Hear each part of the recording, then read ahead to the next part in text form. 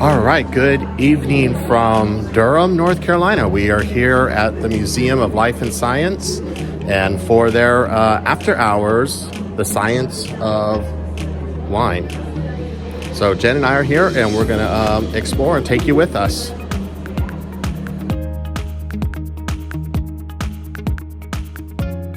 Our first stop was Durham's Wine Authorities, where we eased into the evening with 4 wines, a white, a rosé, and 2 solid Italian reds. Next, we put our blending skills to the test in a Bordeaux blending session, but they only gave us 3 varietals. We had a Merlot, a Cabernet Franc, and a Cabernet Sauvignon. But hey, we got this, right?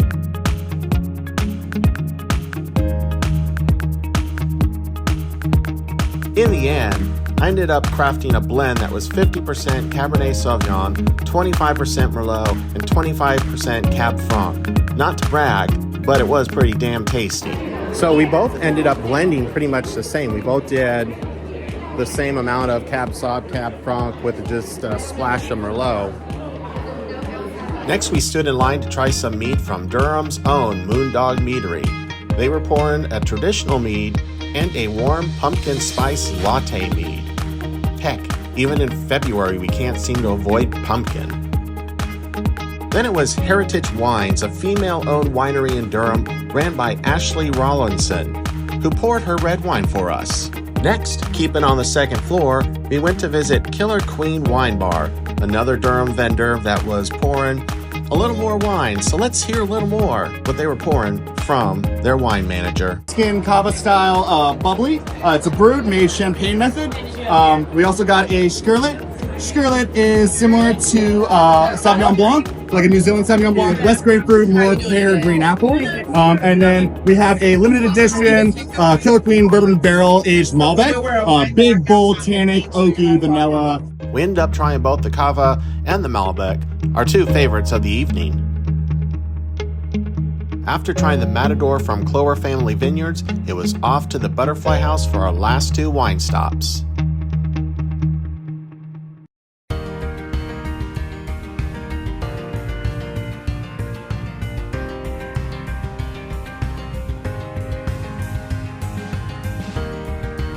Next up, the Magic Wings Butterfly House. The Chris Outdoor Walk gave us a chance to chat about how events like this are a rare treat.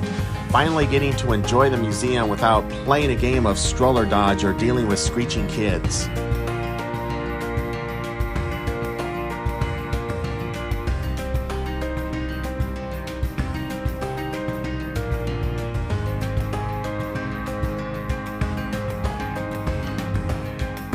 The only downside? None of the outdoor attractions were open that night, so no dinosaur trail, no lemurs, no black bears, no red wolves, but we're going to have fun.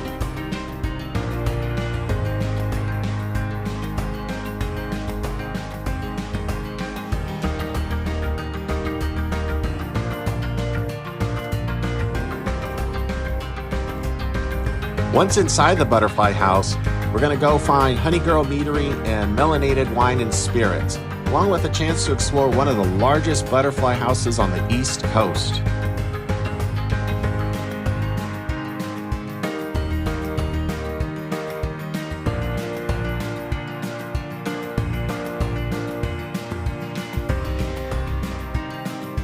Stepping into the 35-foot-tall conservatory, we were greeted by a display showcasing hundreds of butterfly species from around the world. Let's check them out.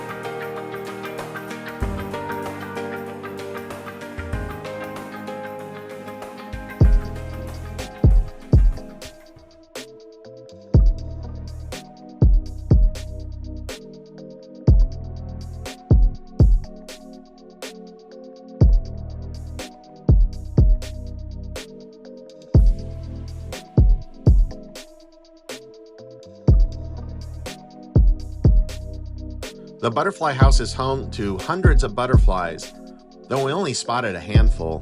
I even tried to coax one onto my wine glass. No luck.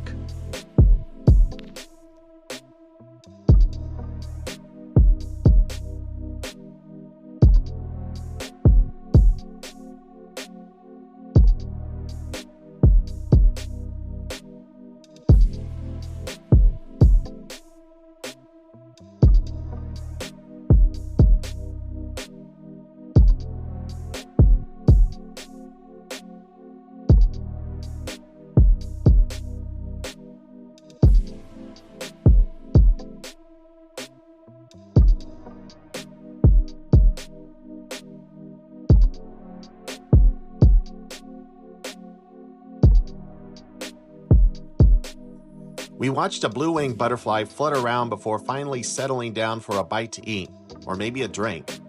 Not exactly sure what he was up to, but he seemed to be enjoying himself.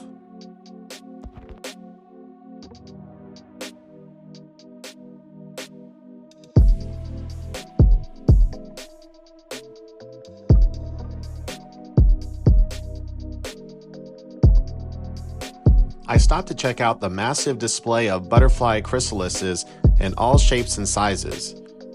It was wild to see just how big some of these butterflies can get. And Jen, of course, took this as a perfect moment to remind me of the time I poked at what I thought was a dead hissing beetle, only to find it spring to life, launch itself at my face, and scare the absolute hell out of me.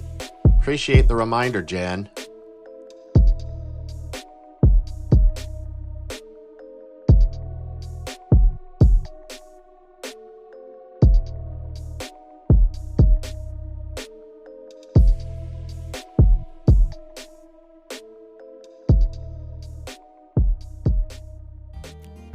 Check out this little guy.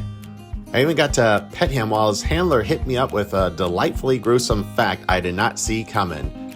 Did you know when caterpillars make their cocoons and start to transform, they actually don't need their heads, so it just falls off before they emerge as butterflies? Nature's weird. Talk about weird. Look at this giant female Malaysian stick insect. Did you know the females are 10 times larger than the males? So massive, their wings are basically just decoration.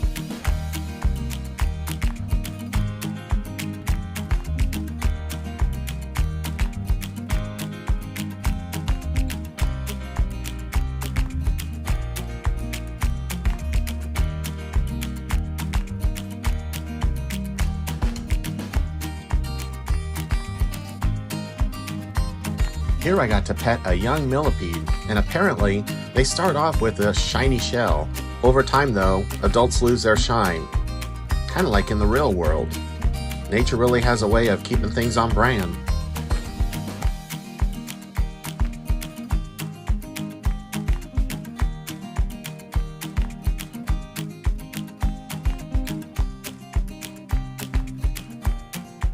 Finally, the good stuff. We made it to the libations, where Honey Girl Meadery and melanated wine and spirits are ready to pour. We tried 2 meads from Honey Girl and 3 wines from Melanated, solid choices all around, and nice to see the museum keeping it local with the vendors.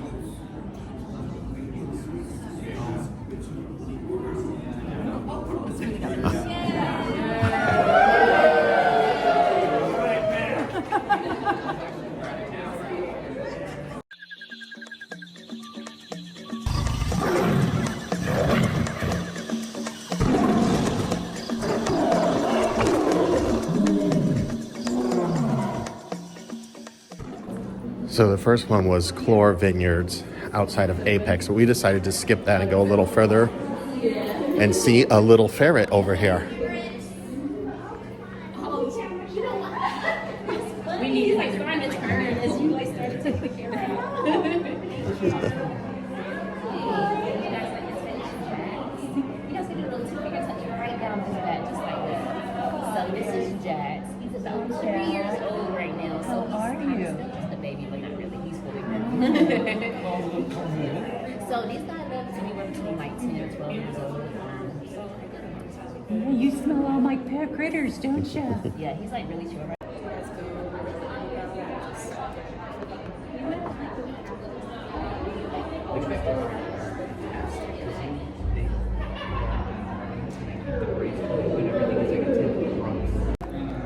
Look, we got a little possum over here.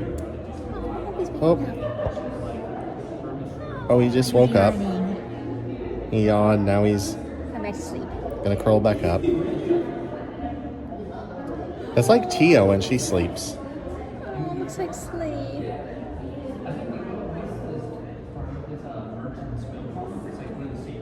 A lot of people think they're ugly, but I think they're cute. They're cute. Look, he has like little felt ears. You got a northern pine snake here. I can't see his head.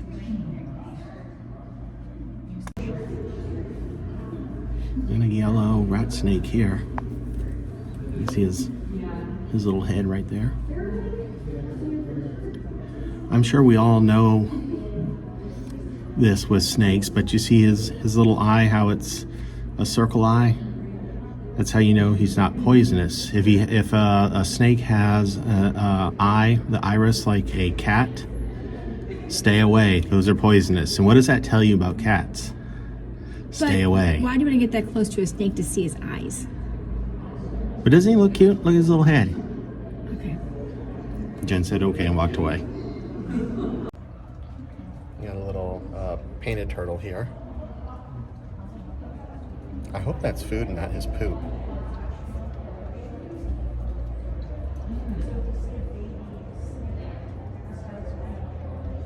Go get that piece right there. Come on.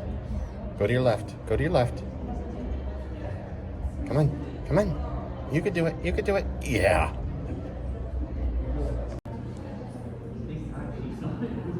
Here we got a sleeping bird of prey. I don't know what this is. A little peregrine falcon or a little hawk. But you know, I saw this, and then look right over here. Wait, where is it? Right there. Ew. What is that? I think it's a dead bird, because that's its little feet right there. And you see parts right there. Here we got some catfish. See that guy there? One went. Yeah, he's going over there. You just made her whole life. This is it. Okay. Box B, if you like to touch it, you can do a two-finger touch right there in the back of his shoe. Yeah, so they look at very, very This is a ball python. So these guys are the smallest of the pythons, but they still be He won't get you. We won't let him get you. Don't worry. Yeah, exactly.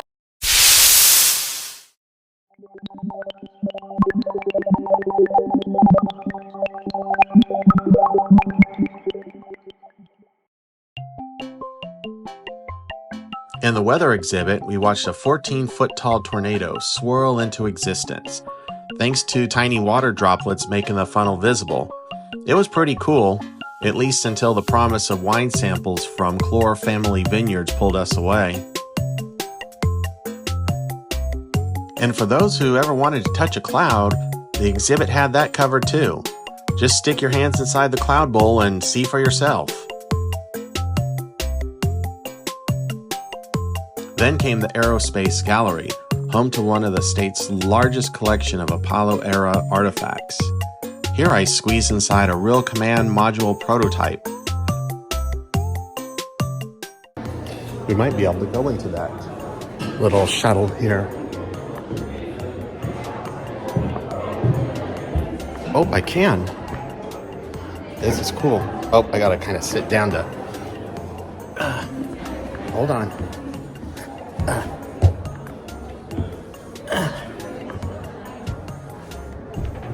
All right. See how tiny this is. All right, I'm sitting down. There's Jen. And you can see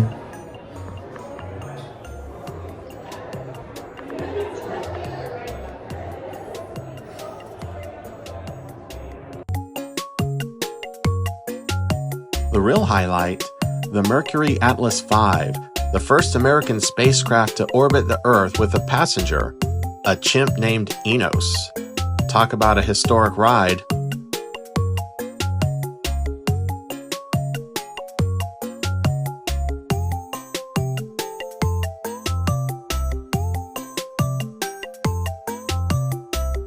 Upstairs, math lovers of all ages got in on the action, tackling patterns, puzzles, and brain teasers. It turns out that these so-called kid games had plenty of adults hooked too.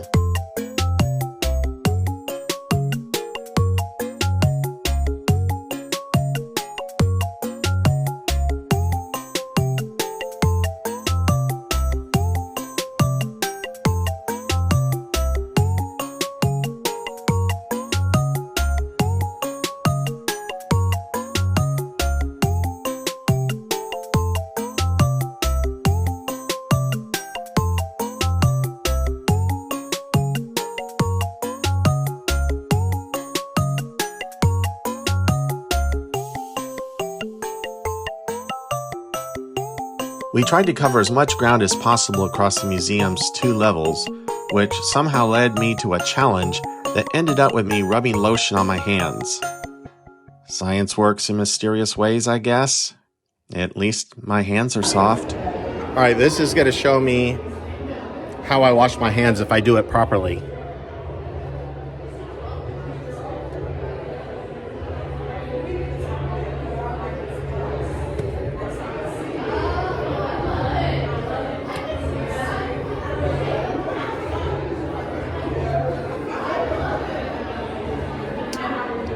Apparently I'm not doing anything properly. Now I'm just sticky. So that concludes our evening at the Museum of Life and Science for their after hours, The Science of Wine. It's fun. Be sure to subscribe to see more of our fun adventures.